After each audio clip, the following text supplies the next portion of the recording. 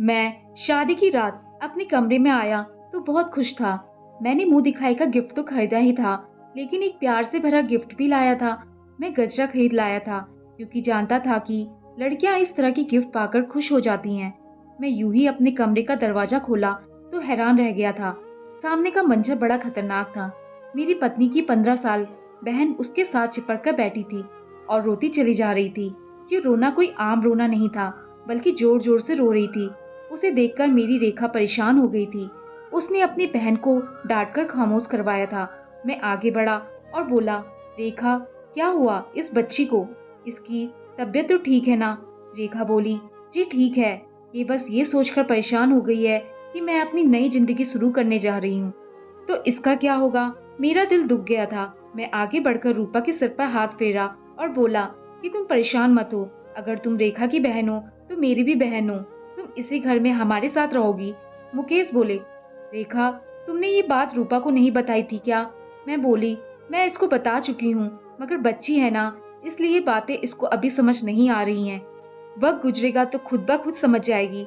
मैंने सर हिला दिया तो रेखा डरते डरते बोली, मुकेश, एक बात कहूँ? मैं मुस्कुराकर बोला, रेखा, तुम्हें परमिशन लेने की जरूरत नहीं है। लेकिन उसकी बात सुनकर मैं एकदम से हैरान रह गया था।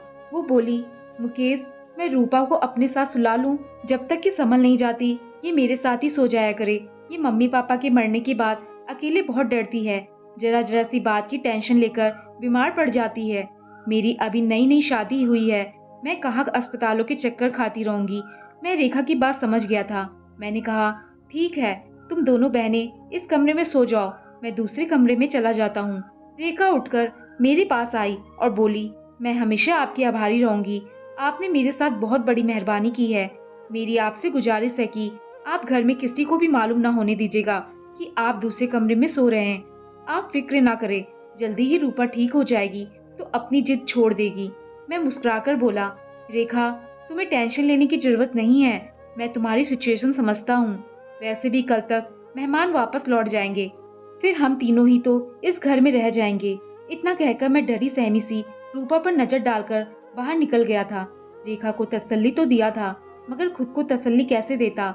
मेरे दिमाग में बार बार यही सवाल आ रहा था कि क्या रूपा यूं ही हमेशा मेरी खुशियों के बीच रहेगी? मैंने हाँ करके अपना ही नुकसान तो नहीं कर डाला, मगर मैंने बड़ी कोशिशों से अपने दिमाग से सारी बातें हटा दिया था। मैं जानता था कि बच्चे ऐसे ही होते हैं, वो गवारा नहीं करते कि उनकी करीबी इंसान किसी और के साथ बात भी करे। इसलिए मैं रूपा का भरपूर ख्याल रखने लगा था। वो बड़ी मासूम सी, डरी सहमी सी लड़की थी। इस तरह के बच्चों पर तो वैसे भी मुझे बड़ा तरस आता था। मैं यही सोचकर परेशान हो जाता था कि ना जाने इसने अपनी जिंदगी में क्या कुछ सहा है जो वो ऐसी हो गई है। रूपा रेखा से भी खूबसूरत थी। हमारी शादी को पूरा एक हफ्ता हो गया था, मगर रूपा अभी भी रेखा के साथ ही सोती थी, जबकि मैं दूसरे कमरे में पड़ा रहता था। एक दिन मैं रूपा के लिए एक बैग लेकर आया था। किताबें तो नहीं, क्योंकि मुझे नहीं पता था कि वो किस क्लास में पढ़ती है। मैं घर पहुंचा तो रेखा घर के कामकाज कर रही थी, जबकि रूपा चारपाई पर बैठकर अपनी बहन को देख रही थी। मैं अपने चेहरे पर मुस्कुराहट सजाकर रूपा के पास पड़ी कुर्सी पर जाकर बैठ गया। रेखा की नजर मुझ पर पड़ी तो वो भागकर मेरे पास आकर खड़ी हो गई थी। उसका चेहरा रेड हो गया था। मैंने उसे इग्नोर किया और रूपा की तरफ देखकर बोला, रूपा, देखो, मैं तुम्हारे लिए गिफ्ट लेकर आया हूँ। रूपा मुझे देखकर रोने लगी और भागकर अपनी बहन के पीछे जाकर छुप गई। मैं हैरान रह गया, आखिर वो ऐसा क्यों करती है? वो हमेशा खुद को यूं छुपाकर क्यों रखती है? मगर मैं ये नहीं जानता था कि जब मेरी इस क्यों का जवाब मिलेगा तो मुझे खुद कितना बड़ा धक्का लगेगा। मैं उठकर खड़ा हो गया और बोला, रूपा बेटी, इधर आओ, मेरी बात सुनो, मैं तुम्हारे लिए बैग लाया हूँ। मेरी आवाज सुनकर रूपा और रोने लगी थी। मैं सवालिया नजरों से रेखा की तरफ देखा तो मुझे बड़े गुस्से में लगी। वो बोली, मुकेश, आपकी बड़ी मेहरबानी होगी, आप मेरी बहन से दूर रहे। आप मेरे पति हैं, मगर रूपा के लिए तो गैर है ना, इसलिए आप इससे बात ना किया करें। मुझे रेखा की बात बहुत बुरी लगी थी। मैं तो रूपा को अपनी छोटी बहन समझने लगा था, मगर रेखा का रवैया मुझे बड़ा परेशान किया। मैं भी गुस्से में आ गया था। मैं बोला, अगर तुम्हें रूपा का इतना ही ख्याल है तो अपनी बहन को एक गैर मर्द के घर अपने साथ लाई ही क्यों? इतना कहकर मैं दरवाजा जोर से बंद करके घर से बाहर चला गया था। बाहर निकलकर मैं सड़कों पर घूम रहा था। मुझे रह रहकर अपने सख्त व्यवहार पर शर्मिंदगी हो रही थी। रूपा मेरे घर जबरदस्ती तो नहीं थी ना, जो मैं उसको ताने देने लगा था। वो तो मेरे कहने पर मेरे घर आई थी। घर में हम बस 3 लोग ही तो थे। इससे पहले मेरे घर पर खामोशी और सन्नाटा रहता था। मेरी मम्मी की मृत्यु 2 साल पहले हुई थी। उनके गुजर जाने के बाद जिंदगी ने मुझे कड़ी धूप में लाकर खड़ा किया था। घर की सारी जिम्मेदारी मुझ पर थी। मैं कुंवारा था और घर में अकेला रहता था, इसलिए कोई काम वाली भी मेरे घर काम करने की हिम्मत नहीं रखती थी। हमारे एक दोस्त ने शादी का मशवरा दिया तो मैंने अपने रिश्ते की जिम्मेदारी भी उसी पर डाल दी थी। मेरे दोस्त ने ही मुझे बताया था कि उनके जानने वालों में एक अनाथ लड़की है जिसका नाम रेखा है। उसने बताया कि रेखा के साथ उसकी एक बहन विदा होकर घर आएगी। तुम उसकी पढ़ाई लिखाई खाने पीने पर जितना भी पैसा लगाओगे वो तुम्हारे लिए उतना ही अच्छा होगा। फिर लड़कियों के जवान होते हुए देर ही कितनी लगती है, उसकी शादी करके विदा कर देना। मैंने एक खुले दिल के साथ हामी भर ली थी, क्योंकि भगवान मुझे इतना दिया था कि आसानी से उसका खर्चा बर्दाश्त कर सकता था। मगर मैं कहाँ जानता था कि रूपा तो एक अजीब सी किस्म की बच्ची होगी और मेरे गले की हड्डी बन जाएगी, जो मुझसे न उगली जा सकेगी न ही निकाली जा सकेगी। लेकिन मैंने फैसला किया था कि मैं कुछ दिन सब्र से काम लेकर देखता हूँ कि रूपा का रवैया ठीक होता है या नहीं, फिर मैं कुछ करूँगा। मैं रात को घर लौटने लगा तो होटल से खाना भी ले गया था। मैं जानता था कि रेखा मुझसे बहुत गुस्सा होगी। मैं उसकी नाराजगी दूर करना चाहता था। मैं घर के दरवाजे पर खड़ा था, जबकि मेरी कानों में रूपा की आवाज पहुंची। वो कह रही थी, रेखा, क्या अब तुम्हें डिवोर्स हो जाएगा? तुम मेरे साथ वापस चली जाओगी, जहाँ सिर्फ तुम और मैं रहेंगे। किसी तीसरे को बर्दाश्त ही नहीं करना पड़ेगा। रेखा एकदम गुस्से से बोली थी, अपनी बकवास बंद करो। रूपा की हंसी की आवाज आई थी। फिर वो बोली, अब तो घर में तुम्हारा खड़ूस पति भी नहीं है। अब तुम मुझे मेरे असली नाम से पुकारो। रूपा की बात सुनकर हैरान रह गया था। रूपा का कोई और नाम भी था क्या, जो मुझसे छुपाया गया था? लेकिन क्यों? मेरे दिमाग में इतने सवाल आ रहे थे कि अब मुझे घुटन होने लगी थी। मैंने दरवाजा खोला और घर में दाखिल हो गया। रेखा की नजर मुझ पर पड़ी तो वो भागकर मेरे पास आई और बोली, मुकेश, आप कहाँ रह गए थे? मैं ये देखकर खुश हो गया था कि रेखा के चेहरे पर नाराजगी का नामो निशान तक न था। हम दोनों बातें कर रहे थे कि रूपा एक बार फिर से रोने लगी थी। वो बोली, रेखा, तुम इसके साथ बात मत करो, यह मुझे गुस्से से देखता है। तुम्हारा पति गंदा है। रेखा ने मुझे शक नजरों से देखा था।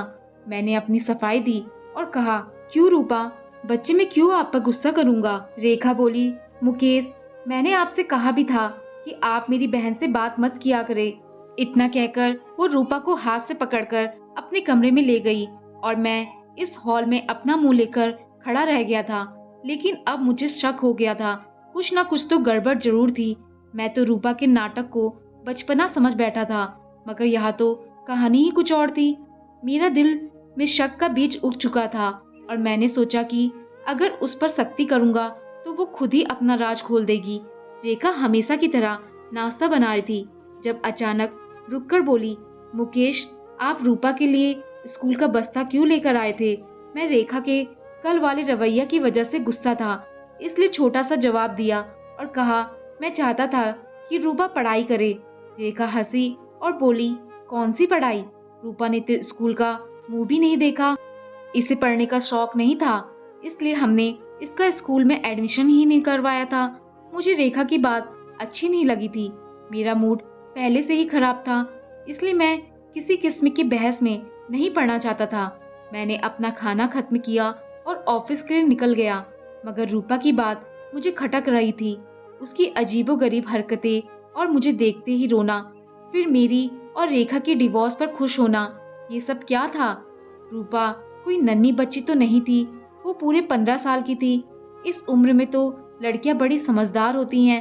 यकीनन यह मामला इतना सीधा नहीं था जितना मुझे लग रहा था। शाम में भी रूपा ने मुझे गुस्सा दिलाने की पूरी तैयारी कर रखी थी। मुझे देखकर वो अजीब अजीब हरकतें करने लगती थी। मैं रेखा से बात करने लगा तो वो उसको हाथ से पकड़कर कमरे में ले गई।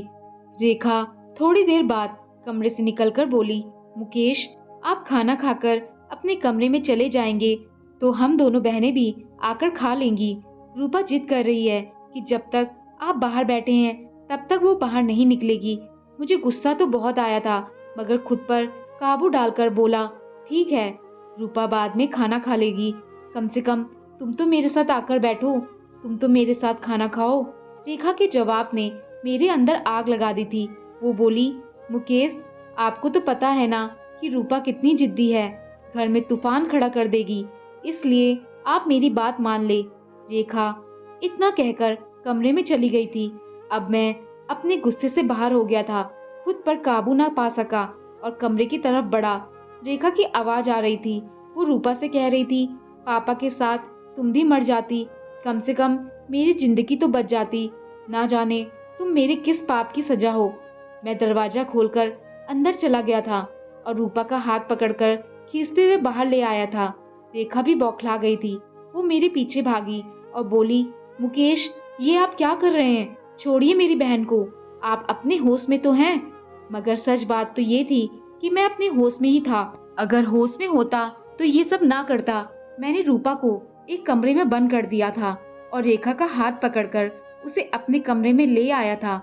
मैं बोला, अब मुझे सच सच बता दो कि तुम्हारी बहन ये सब क्यों करती है। रेखा के चेहरे का रंग उड़ चुका था। वो रोती चली जा रही थी। वो बोली, भगवान के लिए मुकेश, आप मेरी बहन को छोड़ दे। वो बहुत डरी हुई लड़की है, मर जाएगी। वो एक रात तो क्या, एक पल भी मेरे बिना नहीं गुजार सकती। मैं चिल्लाकर बोला, क्यों? आजकल के तो छोटे छोटे बच्चे भी अपनी माँ के बिना रह लेते हैं। ये किस किस्म की बहन है कि तुम्हारी बहन तुम्हारा साया ही बन गई है? मुझे ये सब बिल्कुल भी पसंद नहीं है और ना ही मैं ये सब बर्दाश्त करूंगा। मैंने रेखा को घूरकर देखा और कहा, तुम अपना ये रोना धोना बंद करो। मगर उसके रोने में और तेजी आने लगी थी। मैं रेखा के कमरे से बाहर आ गया और बाहर से कुंडी भी लगा दिया। अपने कमरे में आकर मैंने दरवाजा बंद कर लिया था ताकि रेखा और रूपा का शोर खत्म हो जाए। मगर वो दोनों बहनें जोर जोर से दरवाजा पीट रही थी। ऐसा लगता था कि वो दरवाजा ही तोड़ देंगी। कई घंटे तक यही सब कुछ चलता रहा, मगर सुबह होने से कुछ देर पहले दोनों कमरे में खामोशी छा गई थी। मैं अपने दिल के हाथों मजबूर होकर उठ खड़ा हुआ और रूपा के कमरे की तरफ कदम बढ़ा दिया। मैं उससे माफी मांगकर रेखा के पास ले जाना चाहता था, मगर मैंने जैसे ही दरवाजा खोला मेरी कदम जंजीर हो गई थी, क्योंकि वहां तो एक लड़का बैठा था। मैं आगे बढ़ा तो वो मुझे देखकर डर गया और फिर से रोने लगा था। मैंने उसे झिड़क दिया और बोला, मेरे सामने अब आंसू मत बहाना, नहीं तो मुझसे बुरा कोई नहीं होगा। मुझे बताओ, तुम कौन हो? रूपा कहाँ गई? वो लड़का रोते हुए बोला, अगर मैं अपनी हकीकत बता दूंगा तो तुम मुझे बेच तो नहीं दोगे? मैं उसकी बात सुनकर हैरान हो गया था। मैं बोला, नहीं नहीं, मैं तुम्हें क्यों बेचूंगा। वो लड़का मेरी बात से बेफिक्र हो गया और सोफे पर बैठ गया। उसके चेहरे पर बड़ा गर्व था। वो बोला, जब मैं पैदा हुआ तो हमारे घर गम मनाया गया था, जैसे मैं पैदा नहीं हूँ बल्कि मर गया हूँ। मैं जब बड़ा हुआ तो अपने आसपास बहुत जुल्म देखा था। मेरे पापा मम्मी को एक बहुत मोटे डंडे से मार मारकर नीलो नील कर देता था और मेरी तरफ इशारा करके कहता था, मेरे लिए अच्छा होता कि तू बांझ होती, मगर ये तूने क्या गजब कर दिया। मैं पापा की बात सुनकर आईने के सामने जा खड़ा हो जाता। रेखा कहती, पापा की बातों पर ध्यान ना दिया करो, तू तो बहुत प्यारा है, लेकिन मैं प्यारा होता तो क्या मेरी वजह से माँ को मार पड़ती? मैं रेखा से पैसा मांगता तो वो 2 रुपए का नोट थमा देती। मैं भागकर दुकान जाता और मम्मी के लिए अपनी पसंद की टॉफी ले आता। मैं वो टॉफी मम्मी के मुंह में डालकर कहता, मम्मी गोली खा लो, आराम आ जाएगा। मम्मी मुझे लिपटकर फूट फूट कर रोने लगती थी। मैं नन्हा सा था। मेरे उम्र के लड़के खेला करते थे, जबकि मेरा दिल खेल में नहीं लगता था। मैं सारा सारा दिन घर में रहकर मम्मी का पहरा दिया करता था कि पापा कहीं मम्मी को फिर से ना मारने लगे, लेकिन मेरे रोकने के बाद भी हर दूसरे तीसरे दिन मार खा जाती थी। मैं अपने छोटे छोटे हाथों से मम्मी का पैर दबाता था कि उन्हें आराम आ जाए, मगर वो अपना दर्द भूलकर मेरे छोटे से हाथों को चूमने लगती थी और रोने लगती थी। मम्मी कहती थी कि मुझे मार से तकलीफ नहीं होती, मुझे तुम्हारी इन हरकतों से बड़ी तकलीफ होती है। एक दिन मम्मी बाजार जाकर मेरे लिए एक साइकिल और बॉल लेकर आई थी। मम्मी कहती थी कि तुम बाहर जाकर तो खेलते नहीं हो, घर में ही तुम्हारी खुशी का इंतजाम कर देती हूँ। मैं साइकिल देखकर बड़ा खुश हुआ था और मम्मी के हाथ पाँव चूमने लगा था। फिर सारा दिन कड़ी धूप में साइकिल चलाता रहा था। मम्मी मुझे देखकर हंसकर बोली, आज पहला दिन है इसलिए धूप में खेल लो, कल से धूप में नहीं खेलने दूंगी। मैं हर थोड़ी देर बाद साइकिल से उतरकर उसे कपड़े से साफ करता रहता था कि मेरा नया साइकिल कहीं पुराना ना हो जाए। उसी शाम में पापा घर आए तो मैं साइकिल पर झूल रहा था। पापा बोले, इसको ये साइकिल किसने दिलाया है? फिर मेरे मुंह पर 2 थप्पड़ मारकर मुझे साइकिल से उतार दिया और कुल्हाड़ी से मारकर उस साइकिल को तोड़कर फेंक दिया था। मेरी आंखों से आंसू निकल रहे थे। मैंने रात का खाना भी नहीं खाया था। मम्मी रात को मेरे पास आकर बैठ गई और बोली, चंदा, आज तुमसे एक बहुत जरूरी बात करना चाहती हूँ। तुम 4 साल के हो गए हो, एक समझदार बच्चे बन गए हो। अब तो तुमसे माँ हर बात कर सकती है ना? मैंने हाँ में सर हिला दिया था। मम्मी बोली, बेटा तुम्हारी दीदी का नाम क्या है? मैं बोला, रेखा। मम्मी बोली, और तुम्हारा नाम क्या है? मैं खामोश हो गया। मैं बोला, मम्मी, पापा मुझे कामजात कहते हैं और तू चंदा कहती है, इन दोनों में से मेरा नाम क्या है? मम्मी की आंखें हर वक्त आंसू बहाने को तैयार रहती थी। आज भी पानी बरसने लगा था। मम्मी बोली, तुम्हारा कोई नाम ही नहीं है मेरी जान, तुम 4 साल के हो गए हो। अब तक मैं यही फैसला नहीं कर पाई कि तुम्हारा क्या नाम रखूं, लड़कियों वाला नाम रखूं या लड़कों वाला। मैं हैरत से बोला, क्यों माँ, मेरा लड़कियों वाला नाम क्यों रखना है? मैं तो लड़का हूँ ना।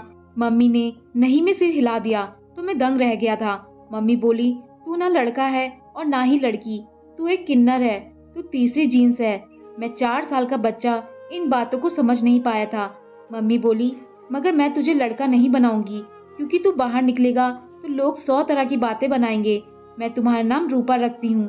तुम हर वक्त सिर पर दुपट्टा लेकर रखोगे और घर की 4 दीवारी में रहोगे तो महफूज रहोगे। मैं मम्मी से रूठ गया, बोला, मुझे नहीं लेना दुपट्टा, मैं लड़का हूँ। मम्मी बोली, मेरे पास टाइम नहीं है मेरे बेटे, नहीं तो मैं तेरे सर पर घने दरख्त की छाव कर देती, तेरे हिस्से का हर दर्द को खुद पर झेल लेती, लेकिन अब मुझे कहीं जाना है।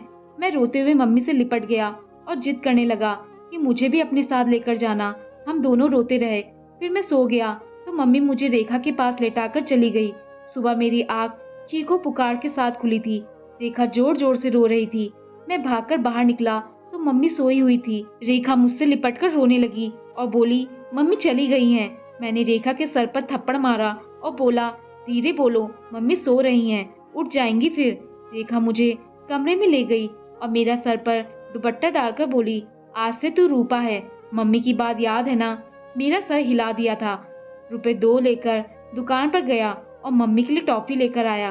वो टॉफी जेब में लेकर घूमता रहा, मगर मम्मी उठती ही नहीं थी। सारे गांव की औरतें भी आ गई थी। फिर मम्मी को चारपाई पर लेटाकर ले गए। मैं पीछे भागा और बोला कि मेरी मम्मी को कहाँ लेकर जा रहे हो? छोड़ दो, मैंने तो उनके लिए टॉफी ले रखी है। छोटा था ना, इसलिए किसी ने मेरी आवाज नहीं सुनी।